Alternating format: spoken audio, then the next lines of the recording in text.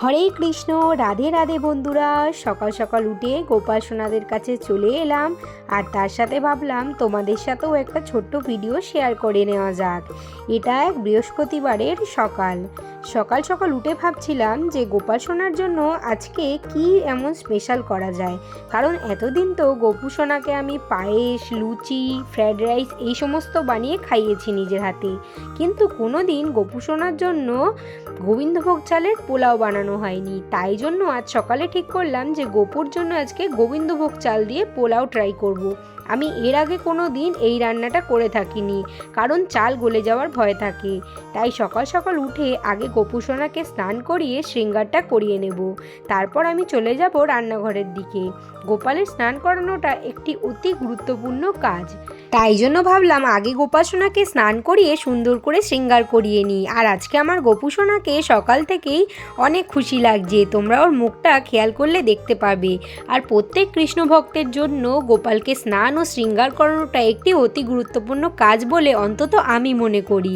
এখন আমার গোপু সোনার স্নান কমপ্লিট, তাই ওকে একটু গায়ে তেল মালিশ করে নিলাম। শীতকালে আমি ওকে প্রায় তেল মালিশ করে থাকি। এরপরে ওকে সুন্দর দেখে একটা ফুল হাতা জামা পরিয়েছি, তার ওপর থেকে একটা হাতকাটা জামা পরিয়েছি, কারণ এখন তো শীতকাল। তাই জন্য ভাবলাম ওকে আজকে ডবল করে দুটো জামা পরিয়ে নিই।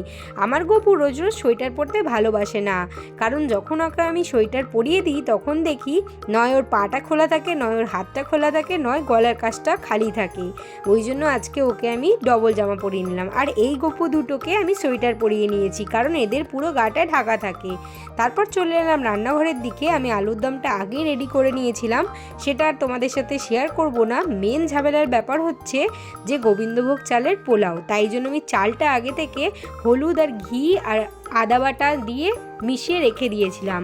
তারপরে পোলাওয়ের জন্য সবজিটাকে আমি ভেজে নিলাম, আর ওই একই কড়ার তেলের মধ্যে কাজু কিশমিশটাকে ভেজে নিয়েছি। এরপর কড়ার মধ্যে একটু ঘি দিয়ে গোবিন্দভোগ চালের যেমন চালটা আমি রেডি করে রেখেছিলাম ওই চালটা মিশিয়ে একটু ভেজে নেব। আর যত কাপ চাল নিয়েছিলাম সেই কাপের ডবল আমি জল দিয়ে নেব।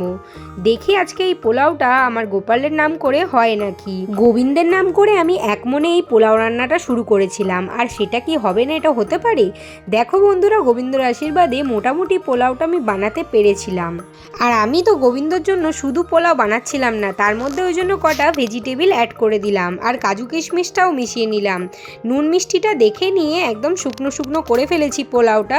এখন ভেজিটেবিল পোলাও গোপাল সোনার জন্য একেবারে রেডি। তাড়াতাড়ি আমি চটজলদি গোপাল সোনার জন্য এটা ভোগের মধ্যে লাগিয়ে নিই, তারপরে নিজের হাতে ওকে খাইয়ে নেব। দেখো বন্ধুরা, ভোগের থালাটা সাজিয়ে নিয়েছি, বাটিতে দিয়ে নিয়েছি আলুর দম, আর একটা বাটির মাপ করে পোলাওটাকে বসিয়ে নিয়েছি। এরপরে এতে তুলসী পাতা দিয়ে নেব, কারণ গোবিন্দর ভোগ তো তুলসী পাতা ছাড়া একেবারেই অসম্পূর্ণ। আজ তো ছিল বৃহস্পতিবার, তাই জন্য গোবিন্দের সাথে সাথে আমার খাওয়াটাও আজকে ভালো হবে, কারণ গোবিন্দের প্রসাদ তো আমরাও পেয়ে যাব। তারপর গোবিন্দর নাম করে একটি প্রদীপ জেনে নিলাম, আর সুন্দর করে গোবিন্দকে আরতি করে নিলাম। একই সাথে ধূপের সাথেও গোপাল সোনাকে আরতি করে নেব। তারপরে নিজের হাতে করে গোপাল সোনাকে আজকের বানানো খাবারটা খাওয়াবো, কারণ গোপাল সোনার জন্য নিজের হাতে রান্না করেছি বলে কথা, আর গোপাল সোনাকে খাইয়ে নেব না এটা তো হতেই পারে না। চটজলদি গোপুকে খাইয়ে নিই।